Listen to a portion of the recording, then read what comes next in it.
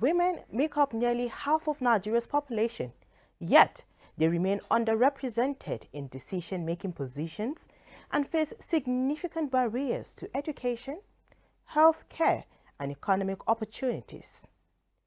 Every woman or girl has the potential to make the world a better place, and that potential lies in the act of higher thinking and depth of feelings. With these qualities, there is therefore no limit to what women can accomplish if given the opportunity to express themselves and create change around the globe. And so, on this episode of Frontiers, we shall take a look at how women's potential can be tapped for Nigeria's growth.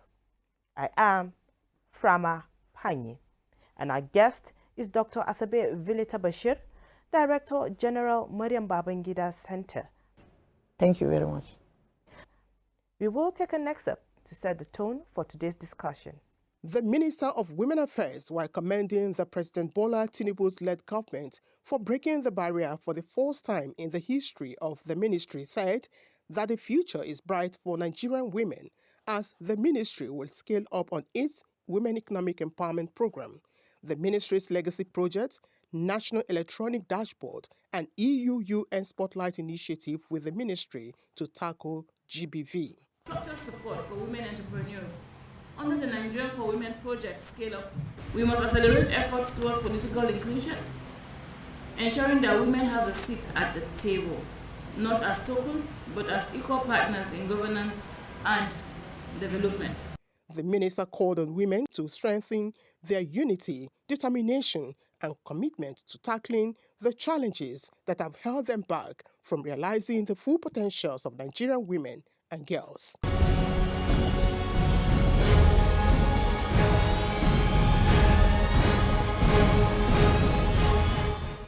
Once more, you're welcome. Thank you very much. Right. Good afternoon. Now, let's start the discussion this way. Okay. What are the most significant barriers or, issues to women's empowerment in Nigeria? Women have a lot of barriers militating against their empowerment. Among them is the economic barrier. As we all know, everything revolves around economy. Women have limited access to financial resources. Women don't have access to credit facilities, and women don't have equal opportunities to job opportunities. And another big barrier is the educational barrier. We all know how important education is in our lives, in our day-to-day activities. And we can see that in our environment, women have limited access to education compared to the male counterpart, especially in the northern Nigeria, where women are seen to be sitting at home, or they are not being encouraged, or they are not being taken to school by their parents. So all these are factors that militate against women empowerment. Another big factor is the traditional and cultural norms, the patriarchal tradition of our communities, our society. We have early child marriage, where our girls are being given out for marriage at a very tender age of from 11 years. They are not given that opportunity to go to school. And the gender roles in our homes, where certain jobs are seen to be that of the boys and that of the girls. So all these are things that militate against our girls. And another one is our legal laws that support women's empowerment are not being enforced, and that greatly affect the empowerment of the girl child. Okay. And the biggest amongst them is the political barrier. As we see, women are grossly underrepresented in governance, generally speaking, and also decision making levels. Women are not being carried along despite our population. Women make up more than 50% of this country, and yet are not given their voice to be heard at the decision-making table.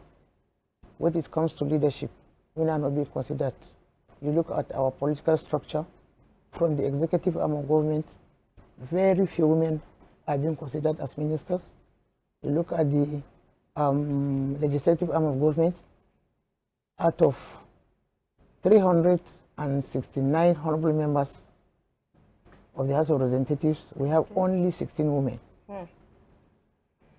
We look at the Senate, out of 109 senators, we have only 4 women. So that is how it goes. If you go to the states, it's the same thing.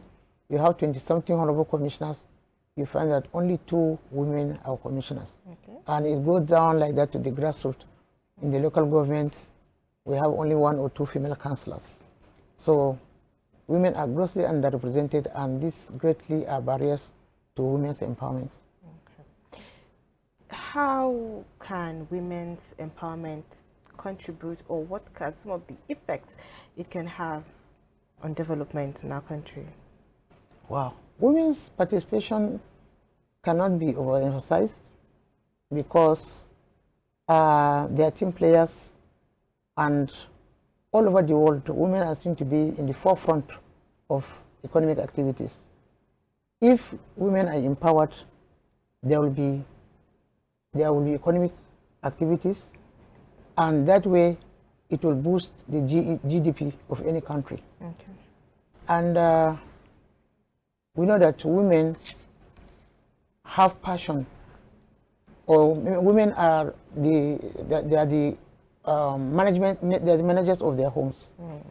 If woman is empowered, the welfare of the family will be enhanced, and an educated or empowered woman will also translate that into her children. The children of an empowered woman will always stand out, because she will put in her best to see to the education of her children, and also she will put in her best to the health care of her children. And as the general saying goes, when you empower a woman, you empower not just an individual, you empower a household, you empower a community, you empower the whole nation, because women are real managers of our homes. Yeah. Talking about empowering women, now let's take a look at that economically. How can that be promoted through, entrepreneurship, job creation, financial inclusion? Wow, that is another good way, because entrepreneurship, this is an opportunity where you teach women skills, because we all cannot go for white-collar jobs. So through entrepreneurship, you teach women different kind of skills of their own interests. And as the popular saying goes, it's better to teach someone how to catch the fish than to give the person fish to eat, because you can always come back for another portion. But if you teach women skills and you back it up with a startup grants, they are going to strive, and that will boost the economy of our nation. Yes. You had spoken about the political factor when we were talking about women empowerment. How can women's participation in politics and decision-making process, how can we encourage it? How can we increase it? Yes, this is what I've been agitating in this country all over for decades now. The way we can increase women participation, because already these women have already been marginalized over the years. It's a long time scourge that we are fighting. And the only way that it can be encouraged is to make deliberate maybe create quota, affirmative action for appointive and elective positions. Create certain quota for the women, so that you can give them deliberate, participation, make them inclusive in the governance. If you do that, it's a deliberate way of, it will be a deliberate way of inclusive governance. And another way is advocacy. We all know that women are doing very, very well in all sectors of the economy. And if given the opportunity, girls do even better than the men. So I have the strong belief that if we take up the challenge with our local, with our communities, the community leaders, so that we can go on that campaign on the need for gender inclusion in governance and the need to educate the girl child, because it starts from there. It will not be given, power will not be given on a platter of gold. A girl child must be educated. So there must be that deliberate attempt to educate the girl child, and that has to be done through vigorous campaign on parents to release their daughters to go to school.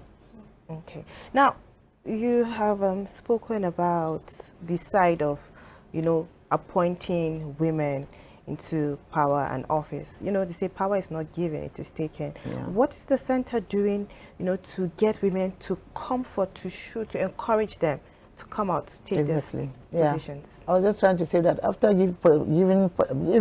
providing, when a quota is provided, or if there's an affirmative action for women's inclusion, another thing is leadership training, because our women are coming from a background that hitherto they have been sidelined, discriminated against.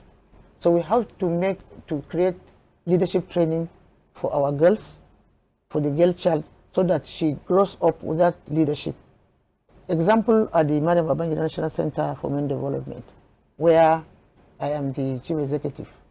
We have this leadership. We have a resource center where we provide leadership for our young girls and our young aspiring female politicians. We mentor them, we inspire them, we give them all the necessary things they need to aspire to develop interest into politics. Because as we are advocating for inclusion, we must be able to show interest. And when we show interest, we should be able to present women that can do it. It's not just anybody. So we have to give leadership training to our ladies to inspire them into leadership positions, and also make deliberate attempts, advocacy, to encourage women to participate in politics. Because if we continue to be crying about inclusion, they may say, where are you? Are we going to call you out to come and give you positions? No. So we have to indicate interest. Therefore, there must be vigorous advocacy to inspire the girl child, to inspire to go into politics. This is Frontiers, and we're taking a look at unlocking women's potential for national growth. The conversation continues shortly.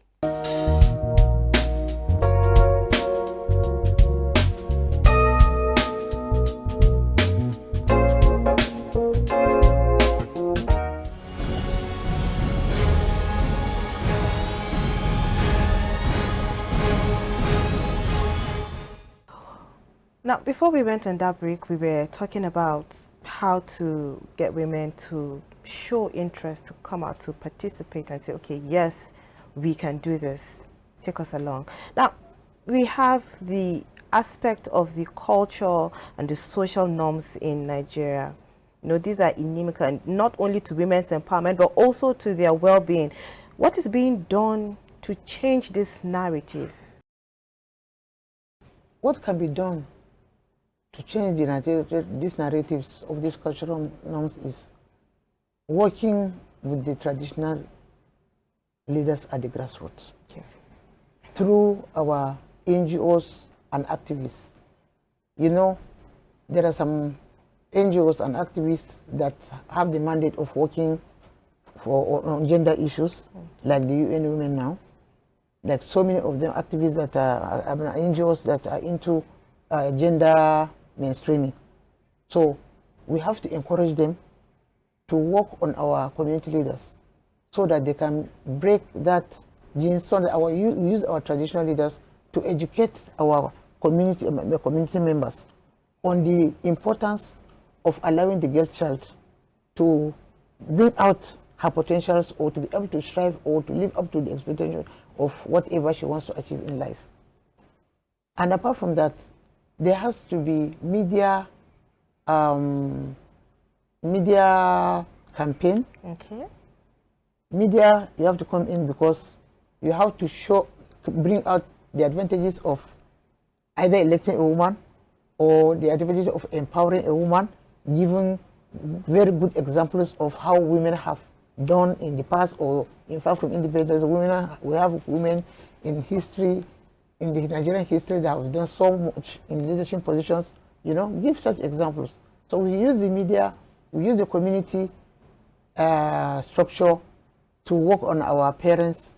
I think that will give way to people allowing the girl child to aspire into leadership positions.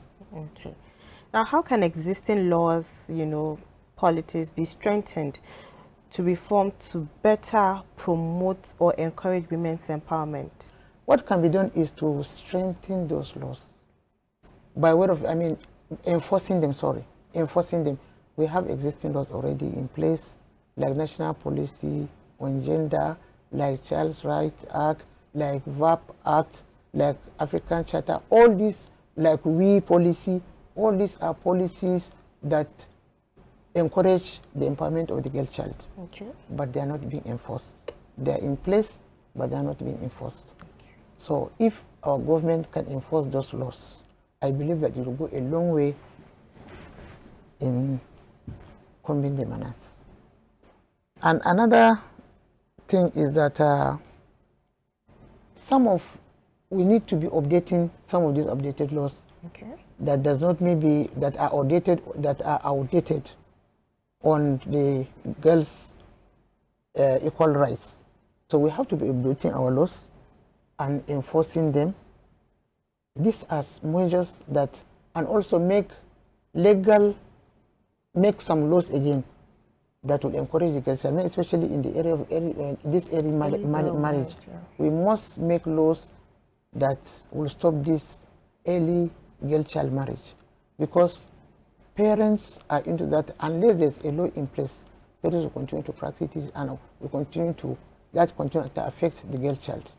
So these are the few measures that, if really want to encourage the girl child, they must be in place. Talking about working, you know, sensitizing the women, talking to them, what is it like, you know, working with the traditional rulers, religious leaders, to what role can they play in promoting women's empowerment, you know, challenging the harmful practices away from the traditions and the norms? Well, yeah, traditional rulers are the custodians of the communities, and they work hand in hand with government structure. So if you are coming from government, encouraging the girl child to be empowered, and here we are, the tradition is kicking against it, we must work hand in hand with traditional leaders to talk to his people, bringing out the advantages of a girl child being empowered. Like I said, bringing out there's no community now, that doesn't have a sterling example of a girl child that has thrived, have reached her potentials, and is helping the family. So we must engage the community leaders in that aspect, because the people in the community, they only listen to their leaders. They don't believe in this government structure, because some of them even feel the government is against their tradition. So the traditional title holders are the custodians of the norms, and they are the custodians of the people. So if they bring out the advantages of either educating or empowering a girl child, I believe it will go a long way in relaxing some of the traditional norms in our communities. What are some of the measures that the center has put in place to work with these traditional rulers, and what has been the experience? What has it been like? In the first place, the creation of the center was out of the discrimination against women, because women have been lagging behind over the years, and it was a deliberate effort to make up for the shortfall that women that we are facing in the national development. So what we do at the center is we train women, because, like we said, generally speaking, women are lagging, or they don't have access to equal education. So we take it as a challenge that if, for instance, you have fallen out of education, you have not gone far in school, you have to fall back to skills acquisition. Okay. You now come and acquire skills. We train you in the area of your interests, because we have different vocational skills. Then we give you a startup pack, Okay. start up something you go and start business with.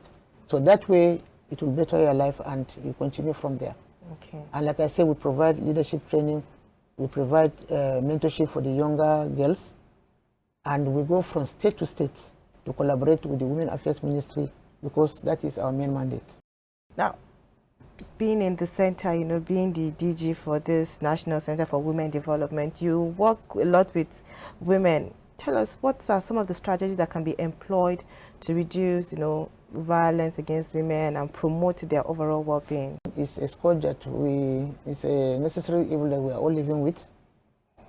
But I believe that the treatment for violence against women is empowerment.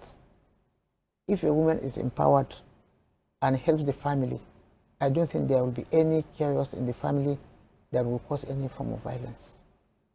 But be that as it may, what can be done to combat violence in the society is to adhere to, maybe to put stringent measures in place for these perpetrators. Because if we see our men killing their wives and the laws that are in place are not stringent enough, you know, to scare other men from doing the same thing. These things keep on happening every day in our communities. If we have stringent measures in place, I believe it will reduce violence in the family. And another thing is that we must provide shelters for these victims of violence. Violence takes place everywhere on a daily basis.